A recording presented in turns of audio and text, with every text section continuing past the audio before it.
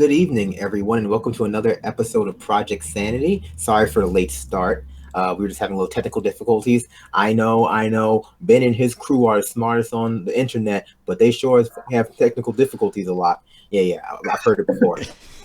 We have a jam-packed show for you tonight. Unfortunately, or maybe fortunately, depending on who are your favorite guests slash hosts on the show, it is just me and my producer slash co-host Richard Green tonight, and we gonna party like a dare is stuck in 1999. So Go to ahead, be go ahead. fair, Richard has not told me what we're gonna talk about tonight. We're doing a surprise show for me. So Richard, what's first up on the docket? Yeah, we like you said, we got a lot to cover today. One of the first things I wanted to talk about, but not for very long, was Maddow's blunder, or at least in my opinion, her blunder on with Trump's taxes, and what that meant for the media cycle for the following days coming after that. And so, first, I just wanted to, I guess, also we're going to be talking about All In with Bernie, and then we're also going to be talking about a story that I know a few people might have saw, but not everybody, about PornHub, that Pornhub offering plows to Boston to help with their the large snowstorm that we had recently. In Jersey, they were also in Jersey. In Jersey, yes. And so we'll start with Rachel Maddow. And Yeah, first, that what was was your read on what happened? Both tell us a little bit about what you thought when you saw the first tweet come out of Maddow, and then a little bit of how that processed throughout the night. so. I'm going to out myself right here. I did not watch the whole thing, or really most of it, because as soon as I saw the tweet, in my head I was like, "There's no way. There is no way she has the past 10 years of taxes that Trump has not released. There's no way she has the past 4 years of taxes that he's released. There's no way. There's no way. I don't believe it. If you were going to leak these things, why would you leak them to Rachel Maddow at MSNBC?" And so then I saw, within a few minutes, I saw the clarifying tweet, right? We have his 1040s, 2 pages of his 1040s, basically, from 2005. And I was like, yep, that's the rub right there. And so from my initial read was A, no, she doesn't. She doesn't have the taxes. And B, if she does, they're going to be completely innocuous.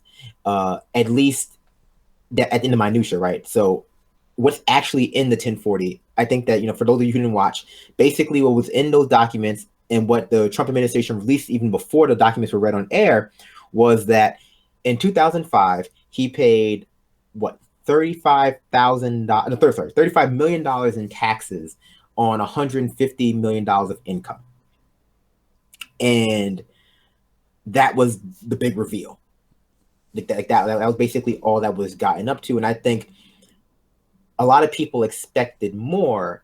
No, I don't think that, actually. That's not true. And this is why I said on Ben's show was it Tuesday when we hit this, it was that if you've been watching Rachel Maddow since the primaries, and you're still watching her religiously, and you still, when you saw this tweet, believed that this was going to be some kind of big smoking gun, that either he hasn't paid taxes, which we know he really hasn't paid taxes. I don't think that would surprise anybody, or that he was somehow accepting payments from Russia, or this would somehow tie him to some kind of Russian oil business or security firm, or any sort of this is another branch in the Russia-Trump connection. You didn't care what she said, right? Like, just her having these taxes was a performative thing for you. Finally the taxes, you got blah blah. I think it didn't have that kind of effect on her audience. And if you're like me, who doesn't even watch Rachel Maddow anymore, it came across as this is nothing. This is her Geraldo Rivera and Al Capone's Al Capone's safe thing. There's nothing there. There And was a great Photoshop out there. Well, not great, but yeah, I think ultimately it's meaningless, right? Ultimately, this mm-hmm. whole thing is just theater for both her fans and for her haters, because no matter what she had, her fans would have largely reacted, to more or less the same way. Trump is evil. Trump is in cahoots with Russia, et cetera, et cetera. And her haters, the fans, the Trump supporters, the vocal ones who were watching specifically for, whatever reason, to hate on her, really, it didn't make a difference what she had anyway. So I think for the vast majority of people watching, it made no difference. And then for leftist Twitter, it was like, ha, she's ruined her career, which she really hasn't. What do you think about the people that took the take of, well, this is just an example of Rachel doing good journalism because, she didn't just only report bad taxes, but she reported something that put Donald Trump in a good light, and so that's good journalism. Is that's what we witnessed? No, it's clickbait. It's clickbait in the same way that the Russia Trump connection was clickbait. And here's the thing: a lot of people, I guess, don't know this. That Russia Trump special that had the 24-hour countdown, it put her at number one in the ratings. Right? It put her at number one in the ratings for her time slot, above Fox News, above any other news show. And I have no doubt that probably this tax thing put her at number one in the ratings as well. And she put out the little disclaimer to, on Twitter, where most people who are her fans will probably not have seen it, to give the illusion of, well, I fully disclosed what I had, when really, this was clickbait. This was the mainstream media equivalent of clickbait. This was the mainstream media equivalent of, like, look at these 80 stars. You won't believe what they look like now. And I think I saw a little bit of backlash from a few people that didn't have the foresight to think that this might be a whole lot of nothing by the way that the initial tweet was just that she had the taxes with no implications of what they meant, which to me, that was my signal to, well, if they meant anything, she would be teasing that, not her possession of having them.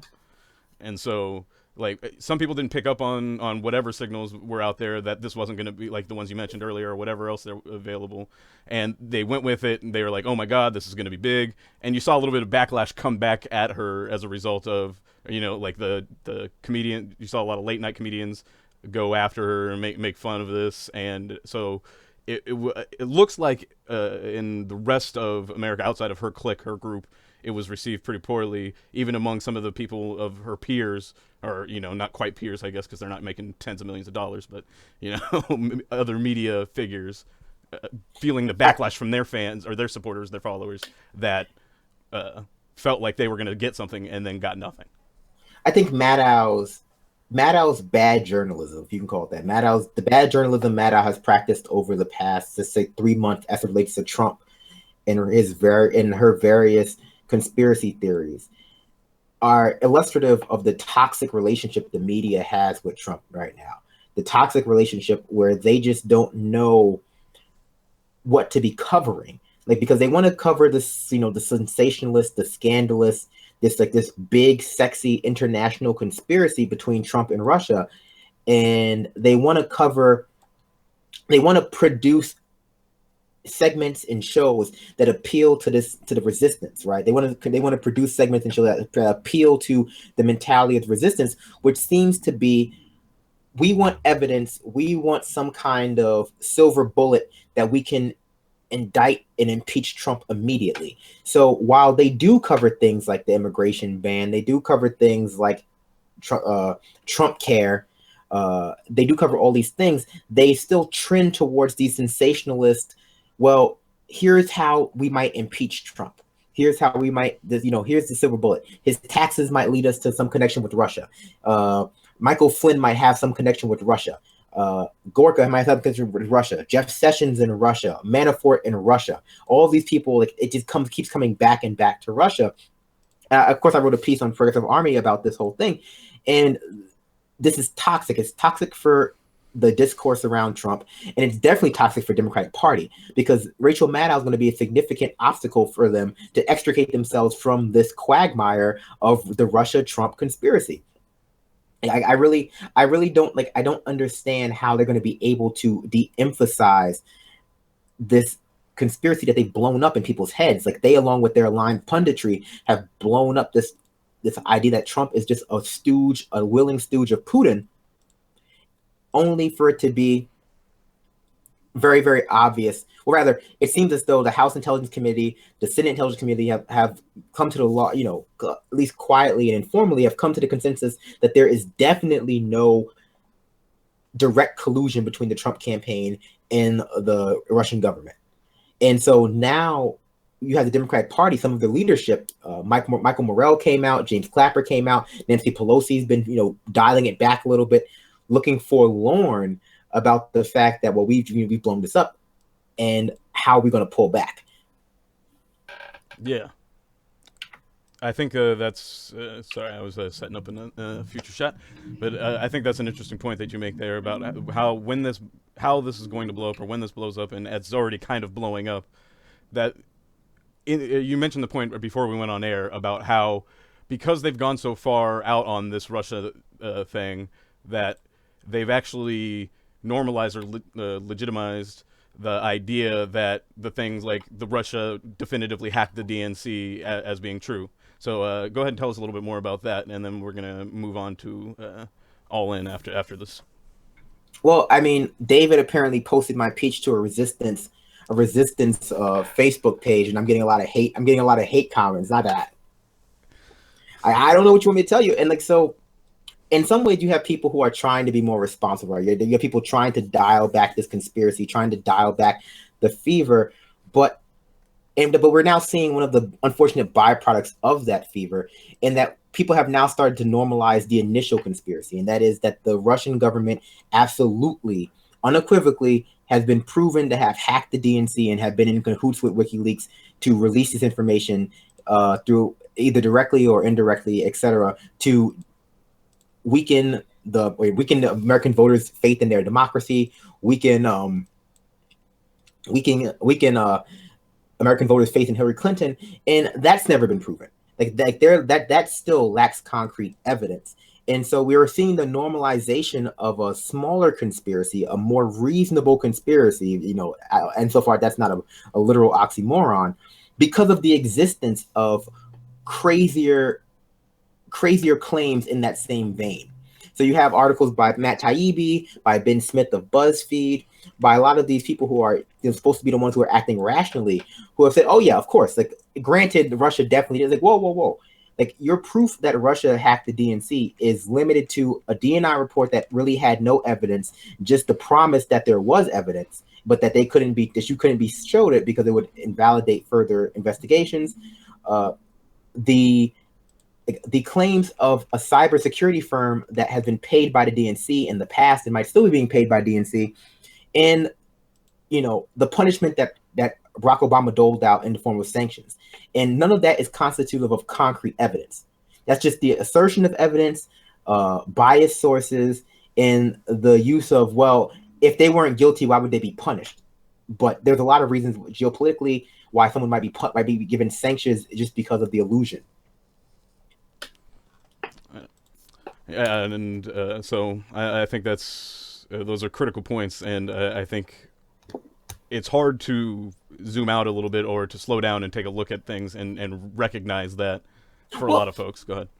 Well, see, I'm sorry to interrupt you, but see, the issue here is this: it's the resistance and its leaders, the Democratic intelligentsia, although I guess they're proving themselves not to be so intelligent, and the punditry and some of the most ignited Democrat liberal Clintonites they've hyper-focused on this notion that the only way to resist Trump is to indict him and impeach him. That's the only way to resist Trump. There's no room to discuss a coherent policy agenda that's meant to counteract Trump's policies, that's meant to siphon off support of some people who either draw support from people who didn't vote because they felt they need to vote, or for people who voted for Barack Obama 2 times and then chose to vote Trump this time. And so I know we're going to transition to the story about Bernie Sanders. I think this is a good transition. The Democratic Party is focusing on this Russian narrative to the exclusion of a more populist policy narrative for a variety of reasons, but it's a poorly targeted narrative to begin with. It's the same. It's the targets of this narrative, though the story has changed. The Russia story has changed. It's the same target as the campaign ads that were critiquing Trump's temperament, and that target is Clinton liberals, elite East Coast liberals who don't want their bubble destroyed, and this theoretical moderate Republican who might be willing to jump sides to the Democratic Party if the Democratic Party can prove that the Republicans don't adequately represent their goals, right? It's if Trump can be proven to either be not American enough or not temperamental enough. Yeah, no, and I think as opposed to the hypothetical moderate that this Democratic Party is going after with the Trump Russia connections and the obscenity and the like not or just not presidential enough idea. Beyond them, there's the real West Virginia moderate that voted for Trump, voted for or was a Trump delegate, and then there's another one that was a coal miner that Bernie Sanders went and spoke to or spoke with just the day before this Trump tax thing happened on Maddow, which it seems to have basically pushed it completely out of the news cycle. But I thought it was rather significant that when you had a Trump delegate and a Trump voting coal miner saying, you know what, I support healthcare as being a right, and I think we need to make sure that everybody's got access to the actual health care, not just health insurance. Yeah, I mean, but who said they wouldn't support that? It's like, and this Joe Manchin is one of the ones, it's his home state, and if you tell him you need to strongly back universal health care because the coal miners and everybody else in your West Virginia state wants it, he's going to push back on that, despite what we saw on All In. Now, I don't know where that crowd came from, whether that was a Bernie crowd, an MSNBC crowd, or just a general West Virginia crowd, but West Virginia went like plus 40 points to Donald Trump. So there's no way they couldn't have gotten people that voted Trump in that audience. But go ahead. No, of course. I think that West Virginia, like a lot of places, a lot of like coal mine country, Rust Belt country, a lot of, we live in a post-industrial society. I think a lot of these places are starving for a populist economic message, and they will try to get it wherever they can. And see, so we believe, though, on the left, or rather maybe liberals, I don't know if I get what's called the left, right? We've been conditioned to accept this sort of technocratic narrative that comes out of the Clinton administration at DNC that the Republicans won't, like, they have to appeal to the moderate voter, right? They have to appeal to this theoretical center voter that won't like universal health care, that won't like raising the minimum wage, that won't like all this economic populism. But what we have seen from Bernie Sanders going around the country is that this economically populist message has broad appeal around America. It has incredibly broad appeal. We recently saw the polls come out that said that he was more popular than basically everyone and everything that was polled. So basically, this Jewish guy is more populist than Jesus. And so, like, we've been fed this narrative by both Republicans and Democrats that America does not want economic populism. There's only really left-wing economic populism, right? I don't know what would you consider to be right-wing economic populism. I mean, you can have right-wing populism that couches itself in like a sort of theoretical left-wing message, but most populism is just most economic populism is left-wing by definition, right? By its intrinsic values. So we've been fed this narrative by those at the top that economic populism is either not feasible, or either because it's like it doesn't work, communism doesn't work, socialism doesn't work, these don't work, or it's just not, there's just not broad support for it. That's why we couldn't have Bernie Sanders as the nominee. That's why Clinton couldn't run a more populist campaign. That's why Bill Clinton had to triangulate, because these things are not popular. But in truth, what we've seen from Bernie Sanders just going out to these places and talking to these people and engaging them in a populist message, do some of them have vaguely racist ideas? Probably. Are these people, are these coal miners largely maybe unamenable to certain environmental policies? Absolutely, of course, probably. Way more than probably. These coal miners would not want the EPA to put to in any way touch coal mining or coal burning in the country. But what they are, the coal miner from the example of Bernie Sanders basically repeated the standard line about not believing in climate change without really understanding why. The climate's always changing. I'm happy that he did say over billions of years. There is that segment of the Republican Party also that climate can't change because we only have 5,000 years of history for it to possibly have happened, and so on and so forth. But go ahead, continue. Absolutely. But what they do support is single payer healthcare, raising the minimum wage, unionization, usually. Maternity leave. They support all of these economic populist messages. And instead of the Democrats running on a theoretically economic left position, they've chosen to make their case these very polarizing ideas. And don't get me wrong, stuff like Planned Parenthood, the environment, the FDA, these things are all worthy of are worthy of advocating for openly and honestly as part of your platform, but they should not be the crux of your platform. Because I mean, just from a political expediency standpoint, like if the Democrats wanted to win, it's obvious what they have to do. They have to adopt a leftist economic policy. It's what Trump did. Trump adopted an economic left. Like that's why people voted for him. That's why a lot of people who voted for Obama in 2008 and 2012 voted for Trump, because Trump's racist message also included left-wing economic populism. It included the idea that, hey, we have to protect the workers. We have to protect the workers from their from the outsourcing of jobs. We have to make, we have to do infrastructure plans. Like these are traditional liberal. I'm not liberal. Traditional democratic ideals. But what he identified as the problem was traditional right-wing racism. And that's what right-wing populism does. It acknowledges the problems of the system. It acknowledges the problems of the economic system, and then critiques it from a racist standpoint.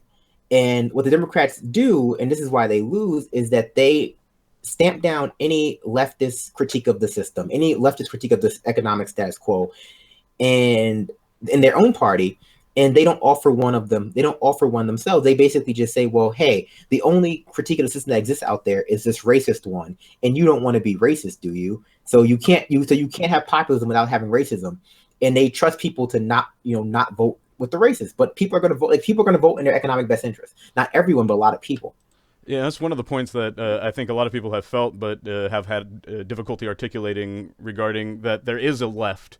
There is a center to the left of both Democrats and Republicans, but it's not a social left. It's an economic left, or to their left, a center, I should say, an economic center to their left of both parties that supports the things that you just listed off. And as you mentioned, they'd want to focus on the social fights because that's what differentiates them.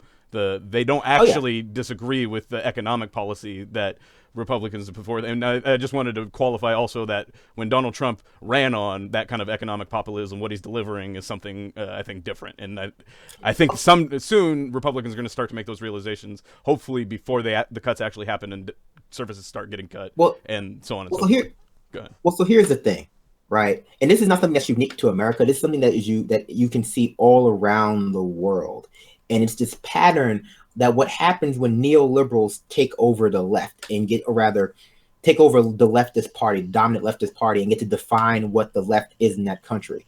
What they do is they stamp out any economic leftism. They stamp out any sort of democratic socialism. They stamp out any sort of socialist, any government programs. They practice austerity and privatization. And they don't allow for there to be a true economic populist message from the left within the dominant narrative, the general discourse. They crush that economic populism in their own party, and then they engage with the right party, the party on the right, in this case, the Republicans, from a position of neoliberal economic policies. But the Republicans don't stamp out right-wing populism. They simply don't, because right-wing populism is often indistinguishable from fascism,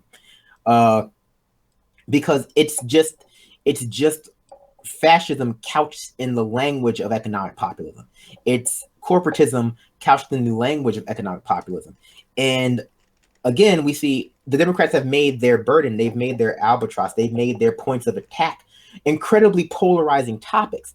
It's like, why would you? Just from a standpoint of someone running for government, if your party is known for being on the left on social issues and economic issues, and on the economic issues, you see this broad 90%, 85%, 83%, 75% appeal of economically left programs like Social Security, Medicare, TANF, the VA, anything that basically provides goods and services to a large portion of basically an impoverished country. Why would you not campaign on those things vocally? Why would you not make those the dominant parts of your platform? And the reason is, as we've seen with reports out of Wesleyan, they don't want to be beholden to those things, to their base. They don't want to promise in any substantial way to increase the minimum wage. They don't want to promise any of these things, because eventually someone will come calling and remind them they promised this. And so instead they choose to make the points of their attack the most polarizing topics, the most polarizing and often most shallow topics. And I know I'll get in trouble for saying that climate change is a shallow topic, but in terms of, Maslow's hierarchy of needs, it's much shallower than the minimum wage. Like, it's much shallower than being able to feed your kids, being able to have uh, feed your kids, clothe your kids, have heat, have a place to stay. It's just people. A lot of people in cold country are not focusing on that. A lot of people in the Rust Belt are just not focusing on the climate because they can't afford to, and it becomes very easy to say, well, then they're just ignorant. It's like, no.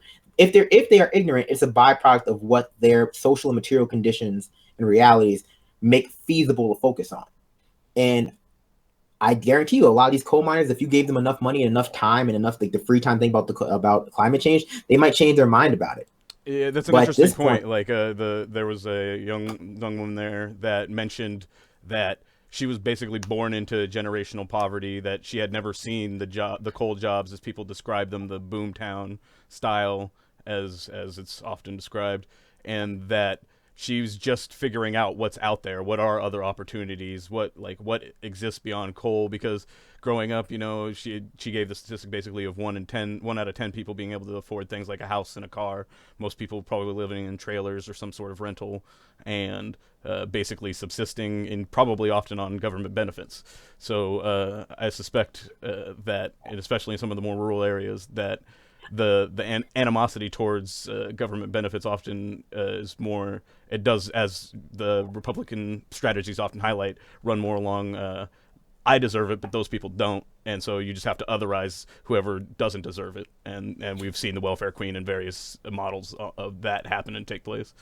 oh, I mean, Mm-hmm. that's not really unique. The Mm-hmm. otherizing of people as not deserving is not really unique to Republicans. That's the byproduct of conservative mentality. Yeah, Neoliberals I do think that it too. fits fundamentally in the strategy of the larger, just to go on to the conservative side for a moment, of the philanthropy that we're going to go on to later with philanthropy through corporations, uh, that the people that at the individual level, people want to think that I'm deciding who's worthy of my aid. I'm not giving money to the alcoholic who's just sitting on the corner to buy booze and is going to waste it and never going to try and get a job or better himself or society or anything like that. And they want that discretion, and they feel like the government takes away that discretion, and that's a bad thing.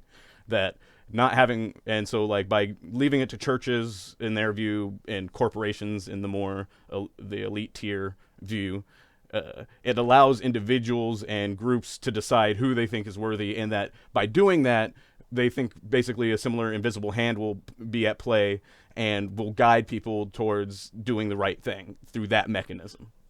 Well, again, this comes down to like one of the enablers of, or rather, one of the the big parts of conservative mentality, and that's the idea of choice. That everyone is free to choose. Everyone, like this idea of radical agency. People are making choices, and rather people are making choices absent environmental factors, that people are just free to choose, like, and you see it all across what they acknowledge. And so we say people are choosing to commit crime, they're choosing to be addicted to drugs, they're choosing the wrong healthcare plans, they're choosing the wrong schools, they're choosing, like, all of these things are revolve around choice. And choice, the notion that people are choosing to do wrong, people are choosing to be deviant, is foundational to the notions of the meritocracy, the criminal justice system, because it becomes hard to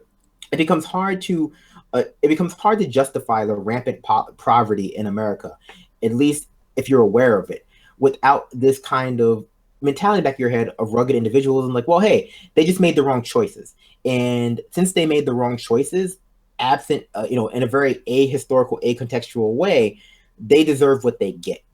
People are choosing to have unprotected sex. They're choosing to study the wrong things in school. They're choosing to do X. They're choosing to do Y, and so they get what they get. And once you start engaging with that mentality, like, where it stands, and the fallacy of that, like, well, if you're starving, and the choice is between committing crime and starving, then are you really choosing? Do you really have the agency to not commit crime? And of course, from the liberal, even from a more, not liberal, but from a more progressive standpoint, a lot of these things that people consider to be choice are not choices at all. They're the things that you have to do to survive when your material and social conditions are so devoid of opportunity. They're so, like, when you have unequal access to the resources that you need, there are no choices here. There's only self-preservation. And I think that came up in that same conversation regarding the opioid epidemic, and I think one man stood up and said that at one point that they had shipped 4 million uh, pills to a town of 400 people. So, just to give you perspective, is like that you can't look at these numbers and not see that there's something going on, and so it was essentially Why would you what. need 4 million Viagra pills? That's not. Yeah, I'm thinking That senior oxycodone, center's gonna be. hydrocodones, That senior primary. center's gonna be lit. Like that That senior center's gonna have a like. that shipment went to Florida, I think, and also with the rampant spread of STDs So Florida amongst does the have a big, big opioid problem. yeah, as well. And they But were yeah, also so like shipping you a look lot at of the opioids out of Florida too, where they were because it was easier to mask, sending millions of pills into a larger population center. But Florida recently started to crack down a little bit, and though there's still this uncomfortable relationship between pharmaceutical companies and the states to where that looks like they're trying to put the onus on. They're trying to make the fall guys the people that are in between the pharmaceuticals and the pharmacies. So the wholesales and distributors, as if that they're the ones making the irresponsible choices.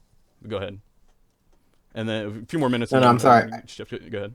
I got distracted because someone on Facebook said that my article was devoid of research because there's obvious collusion between the Trump administration and the Russian government because of the phone calls and who paid for his Soho apartments. And I'm just like, oh my god.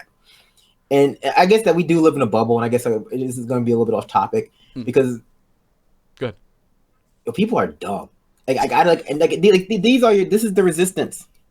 Like, this is the resistance. Like this is the resistance is functionally a football team that has a bad quarterback that they paid a lot of money for, and they just keep they just keep having them do Hail Mary passes when they could just run the ball and win anyway. They keep like doing these Hail Mary, and you try to convince like, listen, like I understand the desire to not have to deal with your bruised ego, but if you want to win, even if there is collusion, my article says that even if there is collusion, this is like I said, it's unpopular opinion. If there is collusion, it's still not politically expedient to make that the main point of attack unless you are going to bet all your money on impeaching him, which you will not be able to do. And so it's because there is no collusion. So like I Yeah. guess Go ahead.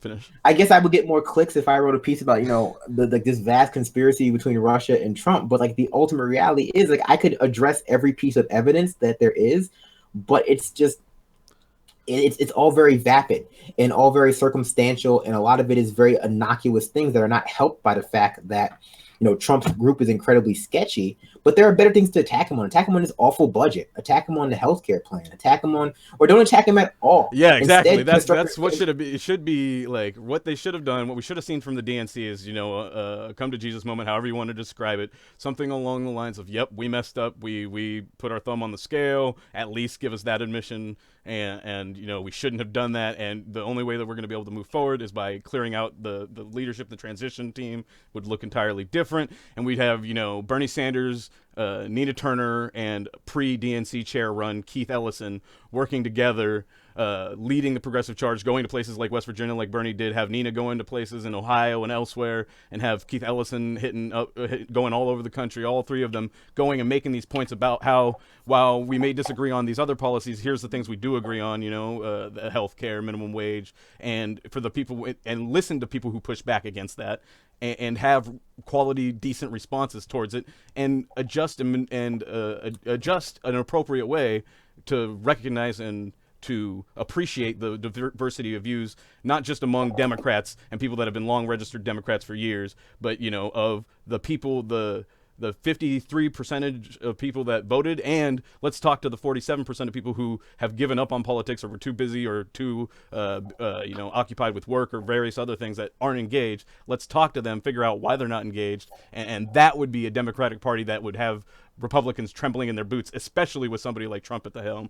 But well, with that would everybody be focusing on Trump and not focusing on the policy, Democrats are conceding 2018 and probably 2020 at this rate. If you look at what the polls showed from O'Malley giving some early polls out of Iowa, and the list of candidates he put out.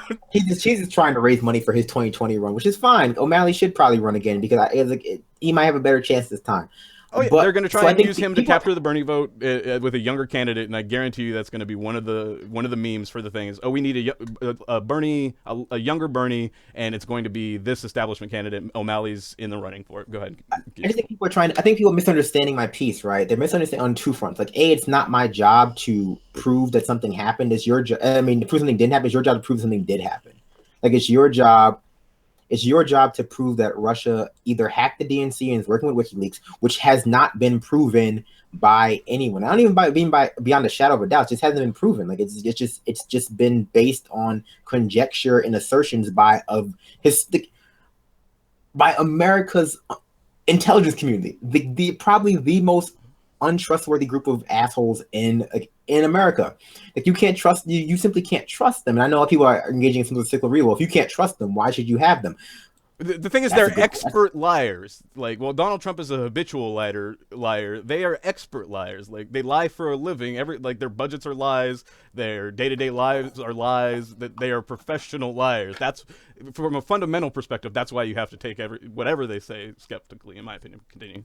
Yeah, true. And as we get closer and closer to as we get closer to 2018, as we get closer to this hearing on Monday, which is going to be by the House, being put out by the House Intelligence Community, we get closer to this realization that there is no smoking gun, or as Michael Morrell said, there's a lot of smoke, but there's no fire. And that's the point here, right? There's a lot of evidence that they had these calls, and Jeff Sessions almost but not real perjury, and Paul Manafort, all these things, but they add up to a bunch of just like sketchy politics. It's just like politics in America is also sketchy, and a lot of this stuff is being blown out of proportion, right? So all of this, like Trump, and it's easy to forget now that Trump ran on a campaign of improving relationships with Russia, which you would think to the leftist party of peace would be a boon, right? If you want to increase peace in the world by having the two largest nuclear powers in the world have a better relationship. But only under this vast conspiracy has the desire to improve relationship with one of the only other countries that could literally end the world with the push of a button is thought as, it must be sinister.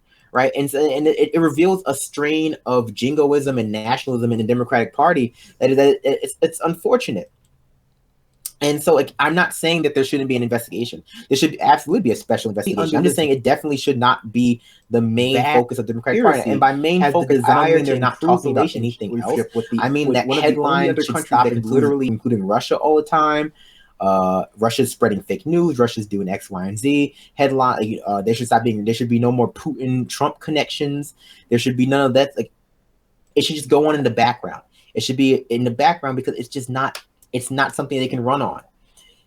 But I don't know if they can do it. I don't think they're going to be able to extricate themselves from this, because I think that there's a lot of money to be made and a lot of egos to be soothed by this idea that no, it's not incompetence.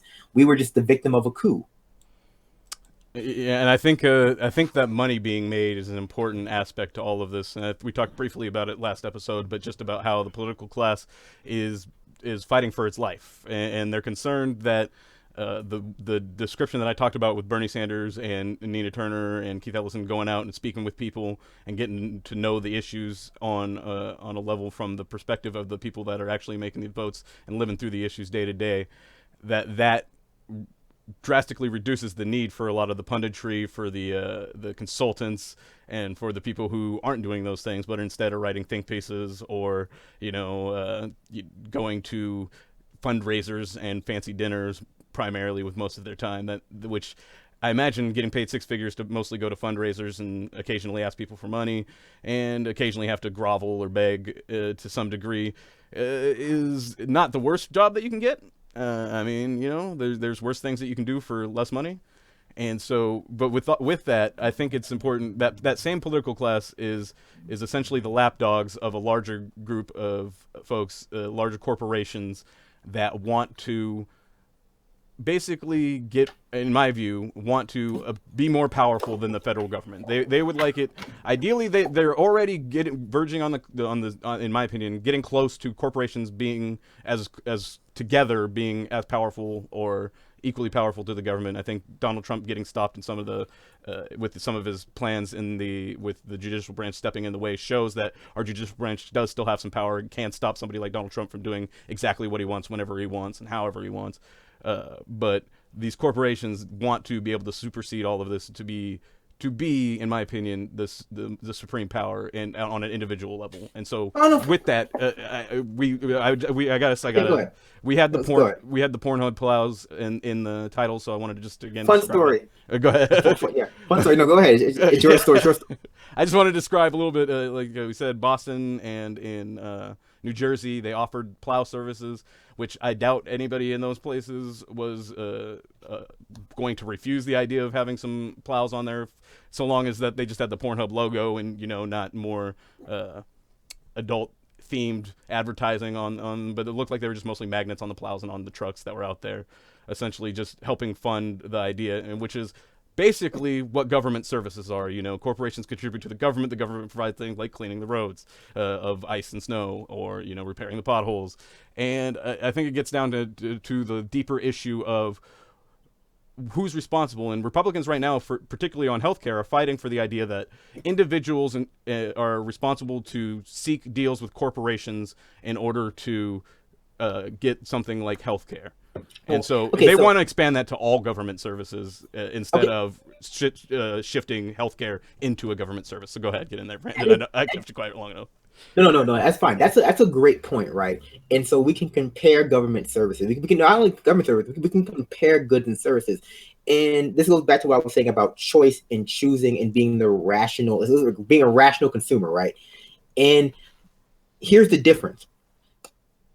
And it just applies to a lot of things, but I'm going to talk about specifically healthcare and health insurance, and in a lot of ways also the housing market, right? Buying houses but getting mortgages, and schools. You cannot be a rational consumer of healthcare because you're not a doctor. There are certain services that you buy that, because of the stakes, like healthcare, like large financial decisions, education, because of like the general lack of expertise that you as an individual have. You're not a doctor. You're not a professor. You're not. You're most likely you're not. I mean, I was, but you're not a lawyer. There's a reason why we have to have these regulations. There's a reason why we have to have the government come in and say, well, hey, there has to be a certain minimum standard or minimum amount of transparency here, because people are not capable of making rational decisions when you're buying certain things. Like this is not like going out and buying a speaker where you can just listen to it, right, and tell if you like it or not. And if you don't like it, or if it if it breaks, you can just return it, or you can say, oh well, just whatever. Buying health insurance is something that you basically you're not capable of making a rational decision. And I know that's going to hurt some people's feelings. But hey, well, you just don't know. That's even provided that they were giving you an honest representation of the service out there, and not trying to do any sort of the typical marketing or advertising tricks that they would do of drawing your attention to one thing while reducing your benefits in another area. Like presuming that they weren't even doing that they were just being straight up and trying to give you the best information they could, you still wouldn't be able to do it just because of the vast amount of information you would have to be able to know. Continue. Exactly, and we see this all the time. We see it on time, and this is why a lot of countries too don't allow drugs to market on TV, because people don't have you're not a consumer of prescriptions. You shouldn't be a consumer of prescription in the same way you're a consumer of certain foodstuffs, because you lack the ability to determine whether this is right for you or not. We have to have people in the way of that. And I know in a country that prides itself on rugged individualism, the notion that you just simply don't understand enough about either biochemistry or medicine or education or in a vast number of fields that you can't be a rational consumer, so you need the government to step in there, is anathema. But it's just the Republican Party is trying to convince you that you're hyper competent, and that's the perfect world scenario of a lot of economic theories, right? You have the rational consumer who is hyper competent in every field, and therefore they can make the correct decision in every field. But in reality, most people just don't have that expertise, and so of course, if we're talking about regulations and privatizing certain industries and a lot but you just ultimately shouldn't be allowed to buy certain things, not because they're dangerous, but because they're not like they lack the ability they like they lack the ability to meet a certain minimum standard, which is what happened with Obamacare, getting people, a lot of people's. I'm sorry, which is what happened when Obamacare got rid of a lot of people's insurance policies. Those insurance policies lacked a certain minimum amount of care, so they were gotten rid of. And people didn't understand, like, well, I like my insurance, and the answer was, well, you didn't have insurance. like you didn't really have insurance. Like they sold you a $1,000 a year box of Band-Aids. You didn't have insurance. And the Republicans are trying to say, like, well, the government doesn't need to treat people like children. It's like, well, yes, it does. In certain markets, the government needs to treat people like children because they have the functional understanding of children in certain markets. Like, I don't believe myself to be a doctor capable of making correct decisions about what medicines to buy myself. It's like, no. Like, I need someone I need a pharmacist. I need a doctor. I need biochemists. I need Yeah, and it doesn't mean that you're giving up agency of the final decision, but that you're taking input from relevant fields or relevant people that are I believe I believe in technocracy. I believe in technocracy in a lot of cases and expertise. I just believe in that. I think that to not believe in that is to accept a very conservative framing of the world. Or and not necessarily conservative. Also, some anarchists believe that too, but like I don't like. I find myself leaning towards the technocratic camp as well. Although I do find that as of now, one of the best balances that we've had to the idea of right minds, and groupthink and all that stuff is just having random opinions interjected so that they eventually get up there. But it also means that we have a lot of messy, Westboro Baptist opinions coming in, or the Richard Spencers or whoever else. And I think it's on society to help regulate or encourage some and discourage others without criminalizing one or the other. I mean, I'm feeling insecure now because thanks to David, our other producer, posting my article to a bunch of like pro-Clinton, pro-resistance pages, which he's now banned from, thankfully. I hope he's watching right now.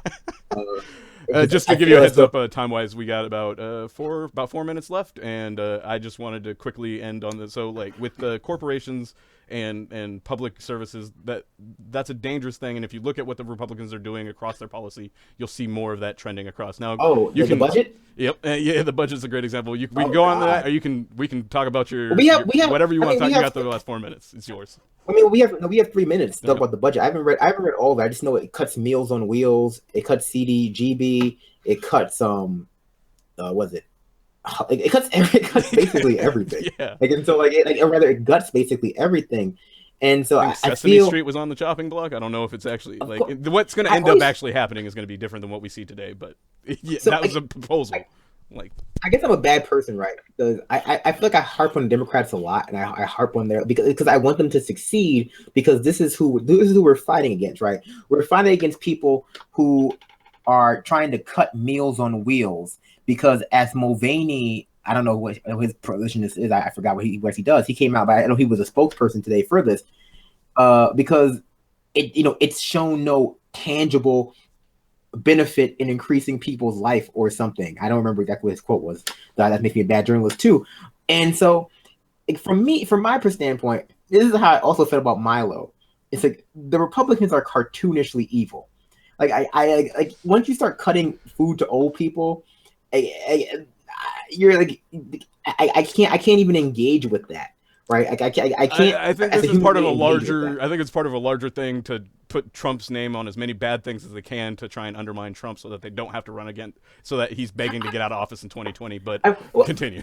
my larger point is that it's like my opinion of the Republicans can't get any lower. Yes, it's like so even when they come out with stuff like, oh well, we're going to cut Meals on Wheels because old people aren't benefiting from it, I'm like, and maybe it's more about me than them, but then like that's par for the course for me. It's like you guys started an illegal war in 2001. You've killed millions of. This new stuff is just like, oh, this is just par for the course. And so I feel like I focus a lot on what the Democrats are doing wrong, because I still believe that they are the most legitimate path to defeating the Republicans in the near future. But at the same time, if they're going to defeat the Republicans, both in reality and actually defeat them in elections, but also defeat Republican ideology. they also have to change their own ideology and adopt more policy-driven messages. And so I harp on them a lot because I still believe that there is good to be done, or they can be used for good. But like the Republican Party, man, it's like they're always like Jesus Christ. So I mean, so I say people are like, oh, why don't you talk about Republicans more? I say because they're evil. At this point, it's just like poor Ryan. It's most old people to die alone and starving in their homes, and like I don't know how I can like what do you want me to say about that? It's Yeah, just like you need me to I got validate a them. I got a good episode that we could do on that, and because I don't think that they're evil. I It's think that they're addicted, and they're the what we see behavior of addictions or behavior patterns of addiction. What exactly they're addicted to is a little bit harder to describe, but that so they can't help let me themselves. I don't. They go ahead. Sorry, we let, don't have enough let time me to unpack let this. me Go ahead. frame. I'll frame it to you this way. Like I don't think there's like I don't provide much analysis of what the Republican Party is doing because all I can do is inform you what they're doing because I've largely given up on that party as being a legitimate vehicle for conservatism. I think that conservatism deserves a place in the general discourse. Yeah. That place is with the Democratic Party, and so like the Republicans' brand of conservatism is something I can't even like I can't analyze that for you. They Like, I propagandize can't. us into believing that they're a legitimate party and that they actually represent a significant portion of the population, but a lot of their support comes from people that just can't get on board with what the Democrats are saying. And so Yeah, far, the Republicans haven't made themselves so unpalatable that they can't even come to vote for them. But I don't know we're just if about out of time, so I quickly yeah. want to just say I'm hoping that Bernie gives them an ultimatum, and hopefully even that there's another progressive champion that comes out from what's going on in 2018 and so on to lead the Democratic Party. And if they don't let him lead, then or like if they at least stay out of his way in a legitimate primary process, that he plans on running third party, or him and or whoever is within that wing of the party. But with that, I'll let you finish out with whatever you got. Yeah, so I do need to I guess come up with better ways to critique the Republican Party, but from my standpoint, they're too they're too far gone, right? For me to provide anything other than information about what they're doing, and I don't know how you like. I don't know what you would do about that other than try to get like the only way to change the Republican Party is to change the Democrats because the Republican Party is just like they're gone. They have gone off the deep end in terms like I don't know like they're just unfettered capitalist alt right Nazi stuff now. And like if they're not supporting vague if they're not supporting people like Steve Bannon, who is like an avowed, not avowed, but definitely has neo-Nazi tendencies, they're trying to cut food for old people. I think I see very little good coming out of them. But we got to close up tonight. If the Republicans start losing those voters in West Virginia, they'll start changing. Go on. I just have to cut. I just was gonna say we're out of time. Thank you for joining us. We had a great crowd tonight. Thank you, David, for allowing us to be on the Dixon Show channel. Don't thank you for actually putting my stuff in the resistance page and giving me low self-esteem. But everyone, thanks for joining us. Have a good night. Good night, everyone. David, you piece of shit.